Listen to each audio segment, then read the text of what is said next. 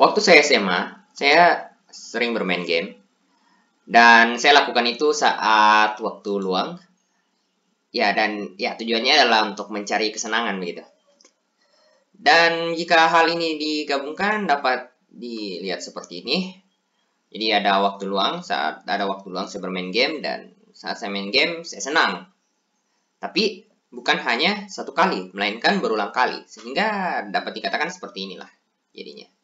Jadi tambahannya adalah saat saya senang, saya akan Saya akan menunggu waktu luang tersebut lagi gitu sehingga dia seperti berputar-putar sehingga membentuk kebiasaan gitu. Namun ada pertanyaan, mengapa bermain game ini kayak menjadi kebiasaan atau terbiasa untuk dilakukan? Dan ya belum tentu sebenarnya main game ini kebiasaan yang bagus, bisa saja buruk kalau misalnya sudah cukup sibuk sehingga dapat menghalangi tugas. Itu bagaimana cara menghilangkannya. Nah, itu adalah hal yang berkaitan dengan yang saya akan bawakan, bukan main game, namun lebih ke kebiasaan, yaitu kekuatan dari kebiasaan. Ini adalah resume The Power of Habit, Why We Do What We Do in Life and Business, karya Charles Duhigg. Gitu. Ya ini hanya dari pendapat saya sendiri. Untuk lebih dalamnya itu ya silahkan baca bukunya. Dan misalkan kayak ya siapa tahu ada yang salah boleh didiskusikan gitu, di kolom komentar. Oke, saya mulai dari bagian pertama, kebiasaan individu. Pertama adalah kebiasaan itu sendiri. Apa itu? Kebiasaan adalah kegiatan yang sering atau terbiasa dilakukan, seperti namanya saja kan ya. Kebiasaan tidak perlu berpikir panjang untuk dilakukan. Misalkan masuk ke kamar kecil dimulai dengan kaki yang mana, kalau pakai sepatu sebelah mana dulu, apakah perlu ucapkan terima kasih setelah ditolong.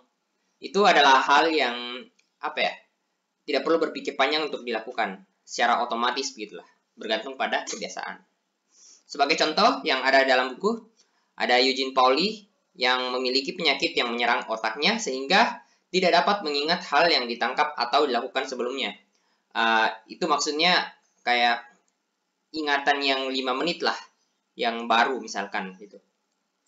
Namun beliau masih dapat melakukan kebiasaannya, misalnya menonton TV. Padahal kalau beliau ditanya di mana ruang tamu, misalkan ruang tamunya ada TV-nya, itu kayak sulit diberitahukan. Namun kalau misalnya beliau mau nonton TV, langsung saja.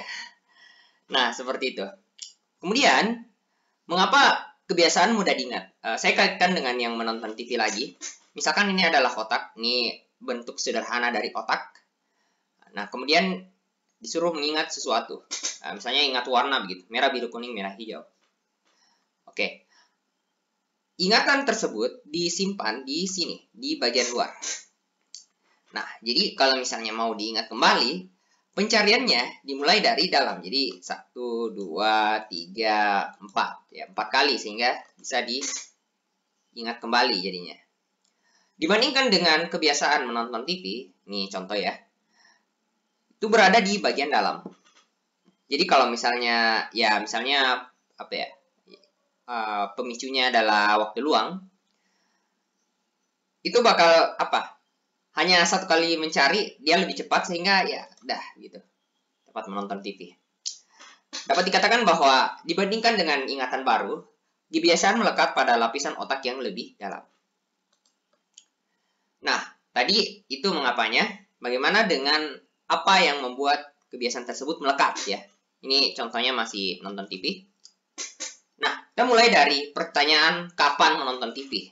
Oke, salah satunya tadi waktu luang. Kemudian selain itu bisa saja kayak waktu tertentu, misalkan libur begitu kan.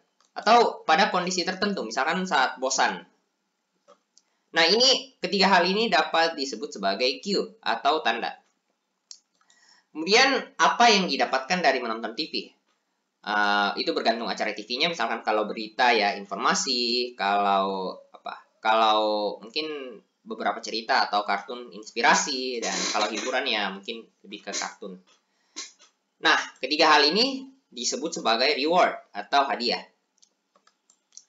Nah, kemudian ada pertanyaan yang berkaitan lagi dengan hadiah tersebut. Apakah menarik gitu? Misalkan kayak saya suka menonton kartun dan misalnya kartun baru. Kalau misalnya kartun baru itu kan saya punya ketertarikan untuk mengetahui alur ceritanya lebih lanjut atau karakternya. Namun kalau misalnya sudah lama terus kayak membosankan, sudah tidak menarik lagi, ya saya pergi ke kartun lain atau saya pergi ke kebiasaan lain gitu.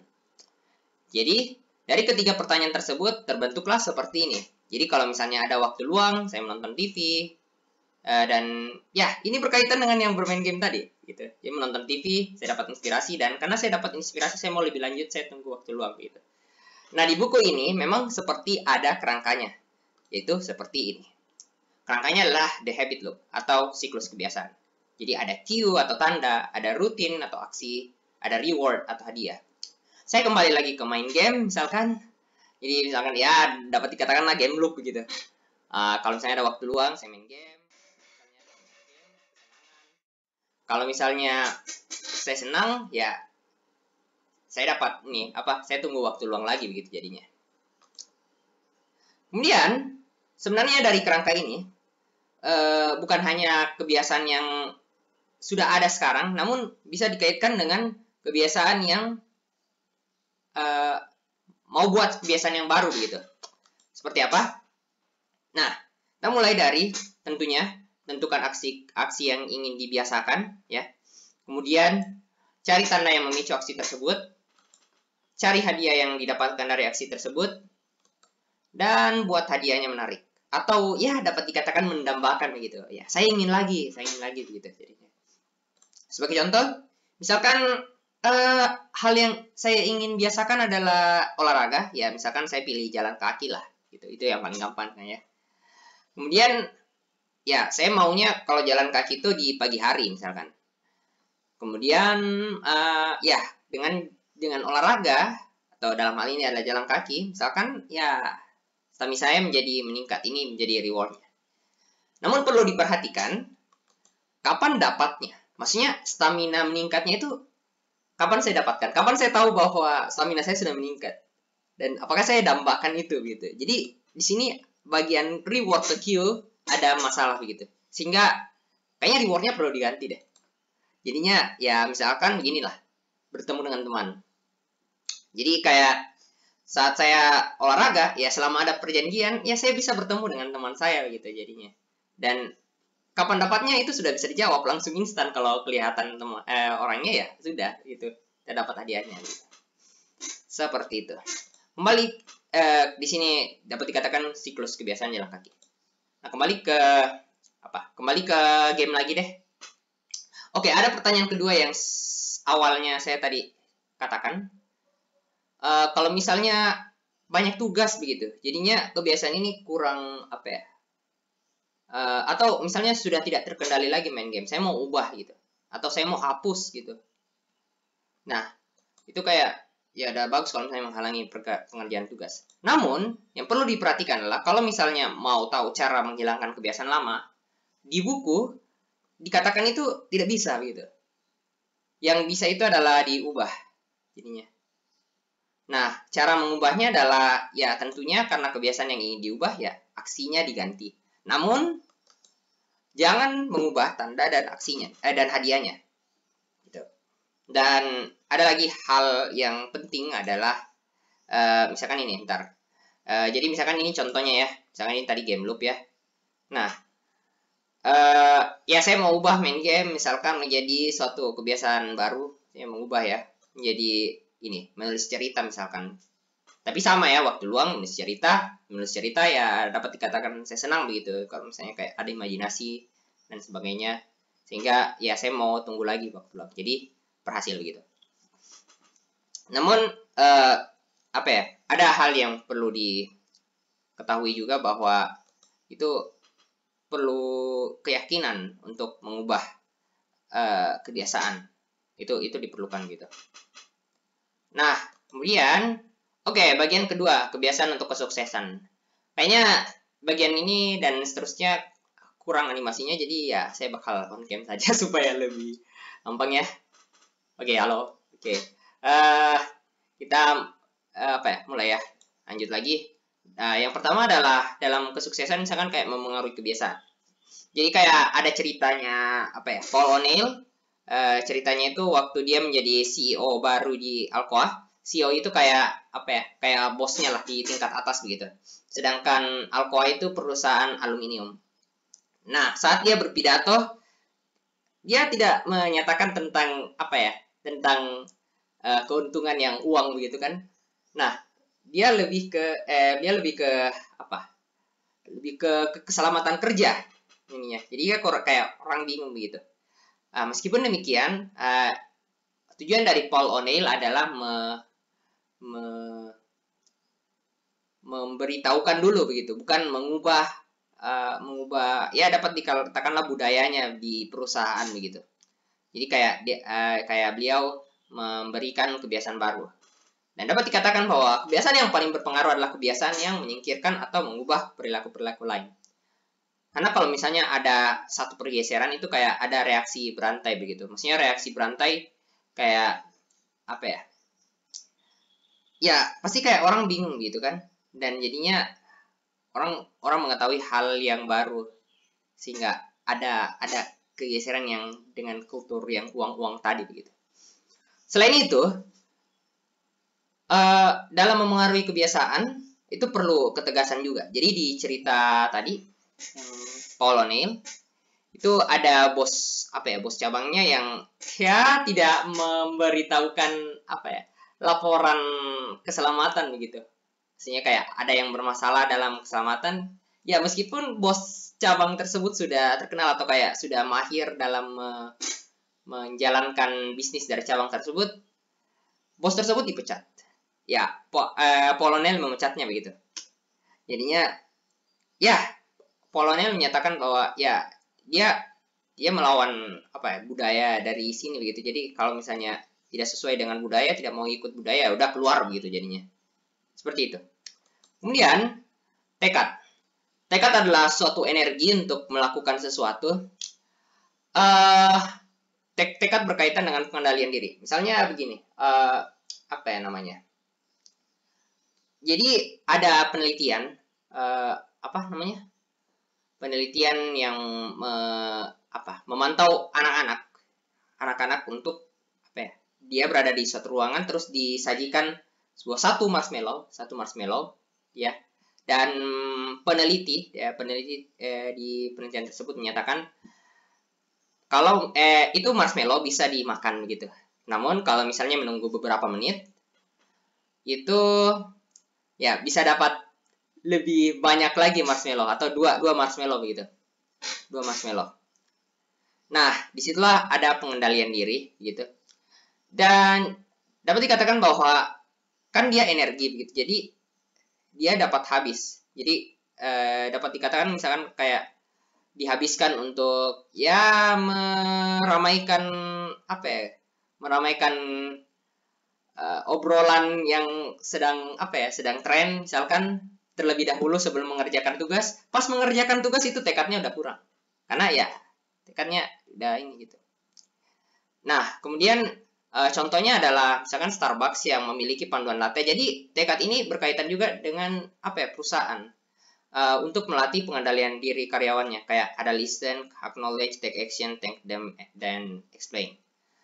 Kemudian tekad lebih tinggi jika didasari oleh alasan pribadi terhadap suatu hal gitu.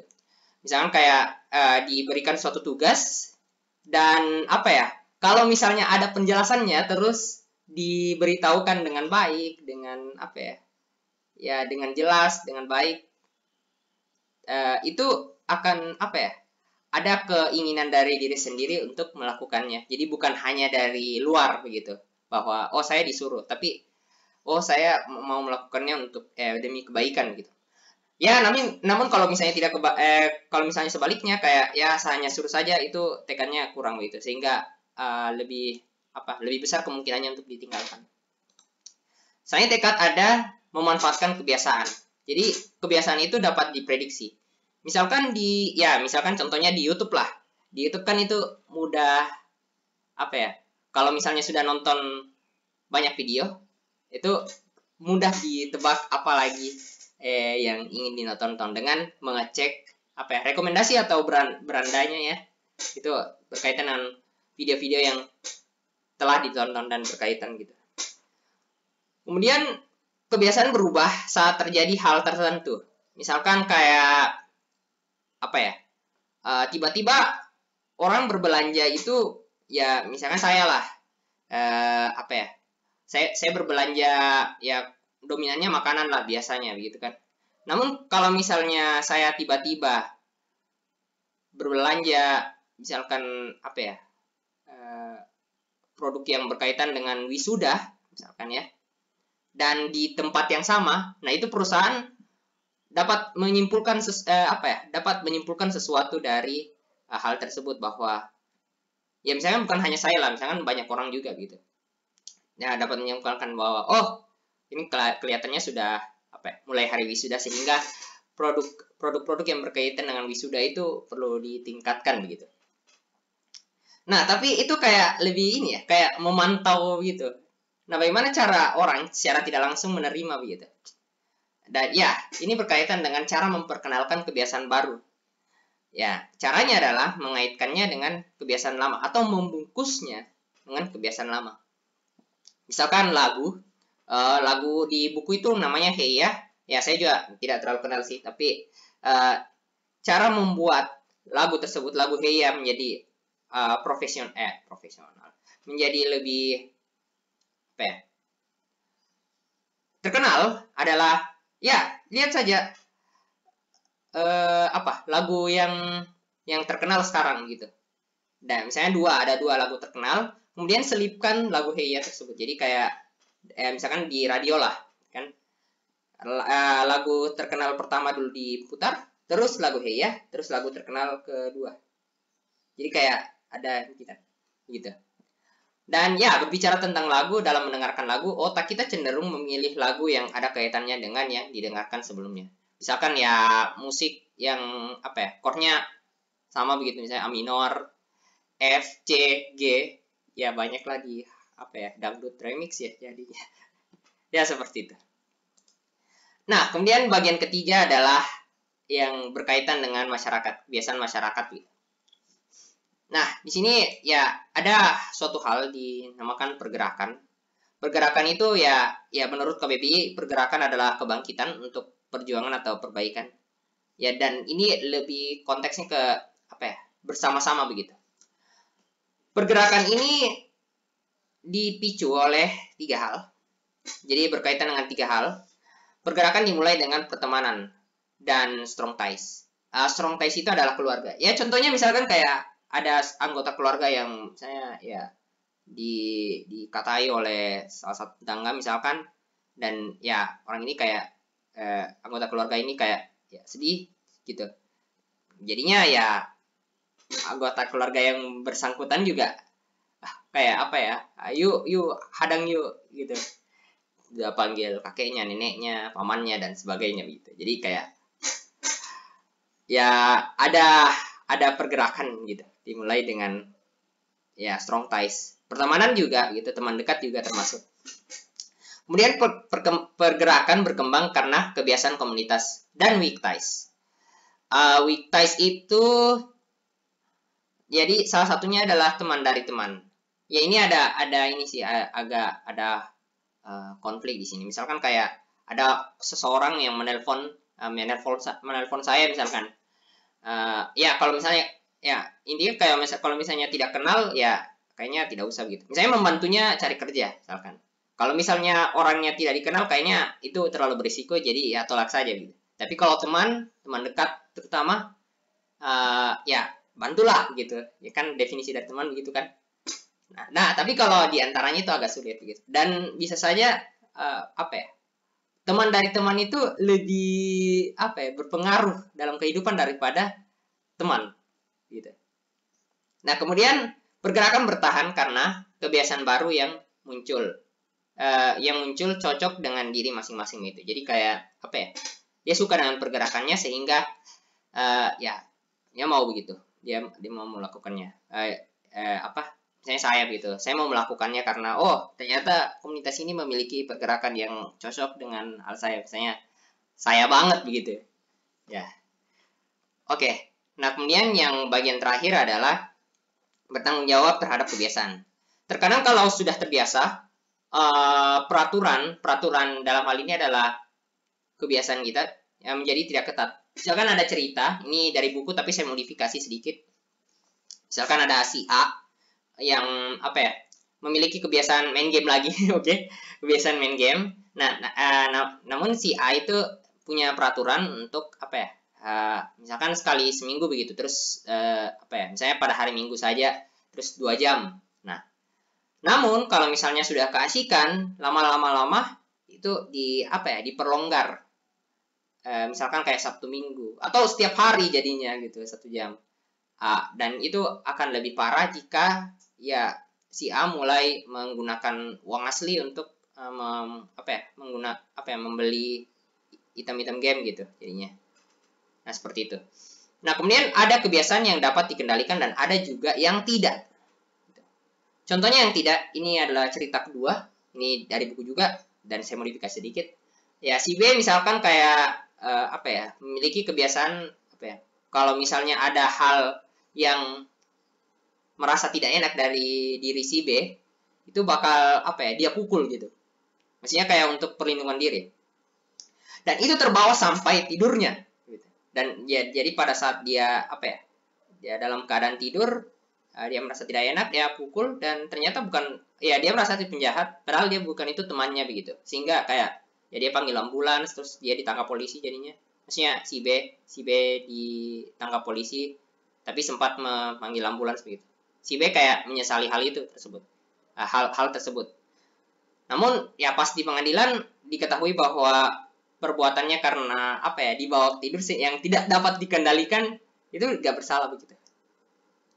Nah, dari kedua cerita itu sebenarnya yang lebih